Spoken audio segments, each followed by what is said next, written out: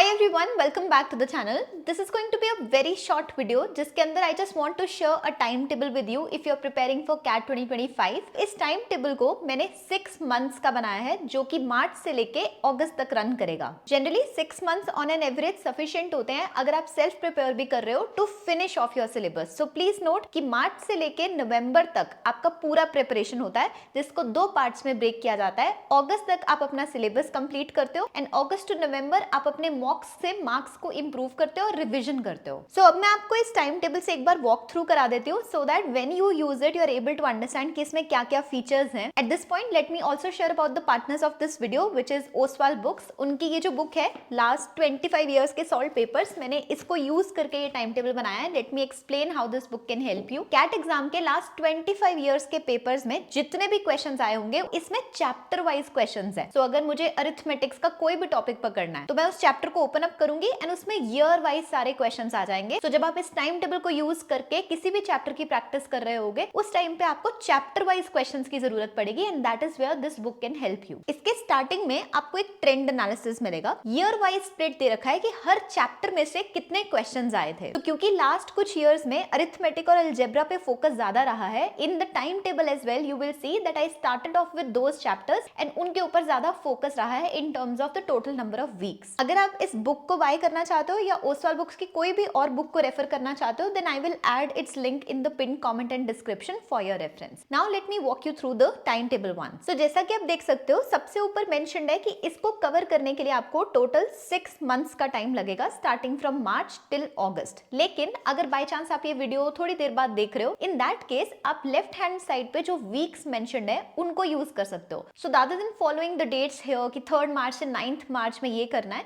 You can simply decide कि मुझे first week में इतना सिलेबस करना है. जो मिडिल वाला सेक्शन है उसमें आपको क्वांट, डीआईएलआर और वीआरसी बोल्ड में दिखाई देगा और उसके आगे लिखा हुआ है कि कौन सा चैप्टर और उसमें कितने नंबर ऑफ क्वेश्चंस आपको करने हैं. अगर आप नोटिस करो तो ये पूरे वीक का टारगेट है रादर देन किसी पर्टिकुलर डे का. अब मैंने ऐसा क्यों किया है बिकॉज हमारे शेड्यूल्स बहुत ज्यादा डिफरेंट होते हैं. कोई कॉलेज में है, कोई वर्किंग प्रोफेशनल है, कोई वीकडेज पे पढ़ाई कर सकता है, कोई सिर्फ वीकेंड्स पे पढ़ाई कर सकता है. सो बेसिस योर ओन अवेलेबिलिटी आप इसे कस्टमाइज कर सकते हो which means weekly target achieve होना चाहिए. That is the main agenda. अगर आप एक और चीज ध्यान से नोटिस करो तो यहाँ पर एक एफ नाम का पूरा एक रो है जो सैटरडे पे लिस्टेड है. F here stands for formula revision. अगर आप एक फॉर्मूला बुक को यूज कर रहे हो या फिर कि आपने खुद की फॉर्मूला बुक मेंटेन की है जिसमें पूरे वीक में आप जो भी सीखते हो आपने उस फॉर्मूला बुक में ऐड किया हुआ है, then this is the day जब आप उसको रिवाइज करते हो. प्लीज नोट कि अगर आपने वीक 1 का टारगेट अचीव किया एंड देन आप वीक 2 में आ गए, आपने वीक 2 का सिलेबस भी कंप्लीट कर लिया, 15th ऑफ मार्च वाली जो एफ रो है,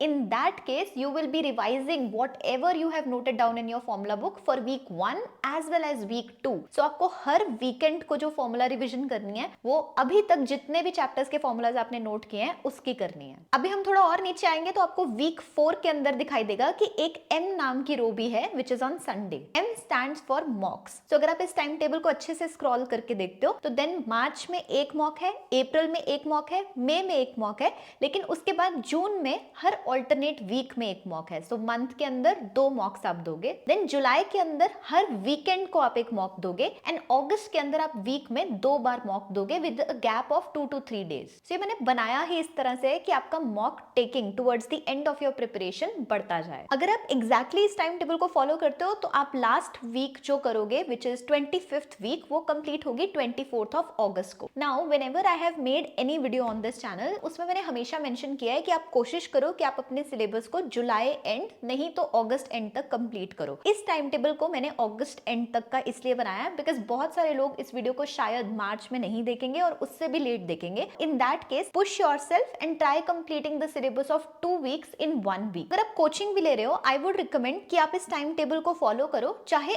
ऑर्डर ऑफ चैप्टर्स आप अपने कोचिंग के हिसाब से करो, यानी कि वो जिस चैप्टर से स्टार्ट कर रहे हैं आप भी उसी चैप्टर से स्टार्ट कर सकते हो, बट क्वांटम ऑफ क्वेश्चन जो आप कवर करो इन एवरी वीक वो आप यहाँ से रेफर कर सकते हो and try completing your syllabus by August and max. This I would highly recommend. Now this was broadly about using this timetable जिसका लिंक भी मैं पिन कमेंट और डिस्क्रिप्शन में ऐड करूंगी. It's a free PDF, you can download it. इसमें कुछ भी sign up या कुछ रिक्वायर्ड नहीं है. Rather than stretching it further I would suggest कि अगर आपके कुछ क्वेश्चंस हैं तो आप उनको कमेंट्स में डाल दो and we can then address them there. Thank you so much for watching this guys and see you all the next time.